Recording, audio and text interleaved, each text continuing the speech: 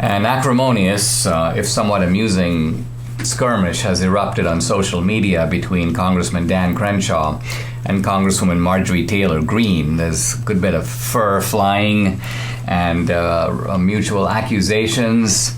Marjorie Taylor Greene is calling Dan Crenshaw a Democrat. Dan Crenshaw is calling Marjorie Taylor Greene an idiot, which so I guess they're both accusing each other of the same thing. But my daughter Danielle D'Souza Gill is in town, I think till tomorrow, and she's the host of the show called Counterculture, a weekly show on Epoch TV as part of the Epoch Times. So if you download the Epoch Times app, you can watch the show very easily.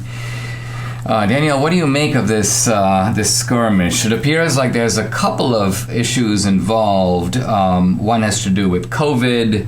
One has to do with censorship and digital controls. Let's start with the COVID fight. What do you think is the issue here?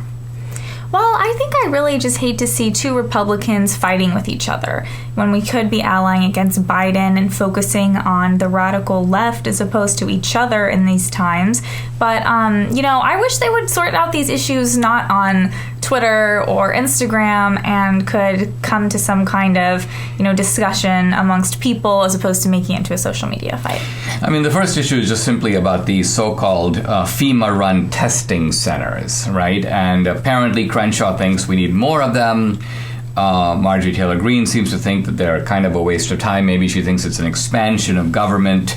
The issue that I find a little more interesting is this issue about Section 230 and digital censorship. Because here it appears like what Crenshaw wants to do is reform Section 230, reform it in a way that doesn't get rid of it, but on the other hand, it would ban discrimination based on racial, sexual, ethnic, but also political affiliation. So it would hit at the political censorship. And Marjorie Taylor Greene thinks, I think, that it leaves intact protections for pornography, because there's a lot of porn on the internet. Apparently, there are people who try to do sex trafficking on the internet, and so this appears to be a clash between them. What do you make of it?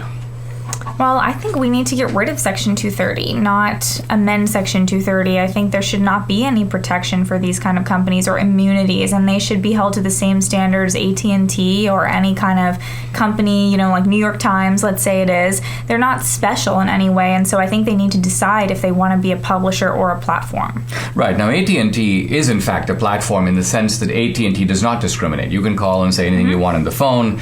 They're not trying to regulate your content. But on the other hand, the Atlantic Monthly, the New York Times, those are publishers. And you're saying that if these digital platforms are regulating content on a whole bunch of issues, they're publishers. Why give them any protection at all? Exactly. I think he listed a couple things that would help them to lose their exemption, but it's just a couple things. So then it really opens the door to, well, what are they really violating there? Or is this a different issue? And then I'm sure there could be all kinds of ways they'd weasel their way out of it and, still be able to censor us. So I don't think we need to have any form of Section 230 exemptions.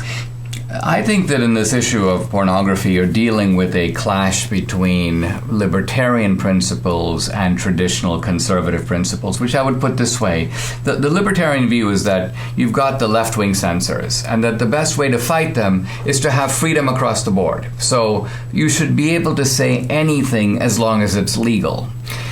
On the other hand, there's a more traditional conservative view, and I think Marjorie Taylor Greene is affiliating herself with this view, and that is that, listen, we're not trying to have a complete sort of say whatever you want internet, because there are anti-Semitic slurs, there are racial epithets, there is explicit pornography. We're not trying to protect that. What we're trying to protect is legitimate debates about climate change, legitimate debates about voting, legitimate debates about a whole bunch of issues, the trans issue, which you can't have online. So the traditional conservative view is not an absolutist defense of free speech. It's a qualified defense of free speech. So which side do you take in this libertarian versus traditional conservative clash? I would definitely be on the traditional conservative side. Also, I think Michael Knowles takes that side in his book about free speech. So it's not just Marjorie Taylor Greene who thinks this, if that's kind of how they're trying to characterize her. There are other people who argue the same thing, which is that in some ways we are going to have some limits in speech, but what kind of limits would those be in those situations? And again, I just don't understand why these social media companies should be held to a different standard than any other company.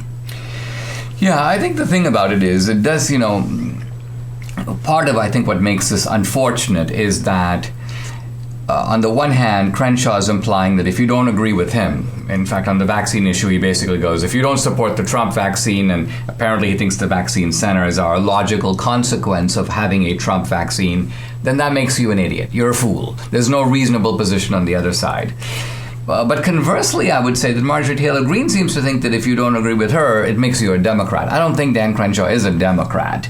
Dan Crenshaw, I think, is maybe a little bit more of an establishment Republican, and so there is this tension between the MAGA Republicans and the establishment Republicans, but the truth of it is we do need both in the party. And I also don't even see it as about them fighting about the vaccine, but these FEMA testing centers are really a question of, are we going to be using taxpayer dollars to fund this kind of big government mass testing all around the country? And I think that's what she was questioning, not necessarily the merits of a vaccine.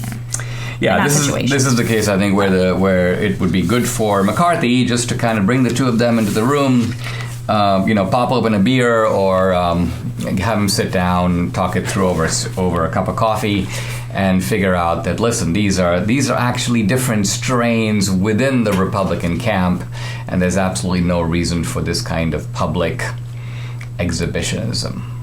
And a lot of people agree with Marjorie Taylor Greene or agree with Dan Crenshaw. So if they're going to just write off a lot of other people in our same party, then that doesn't really make sense. Absolutely.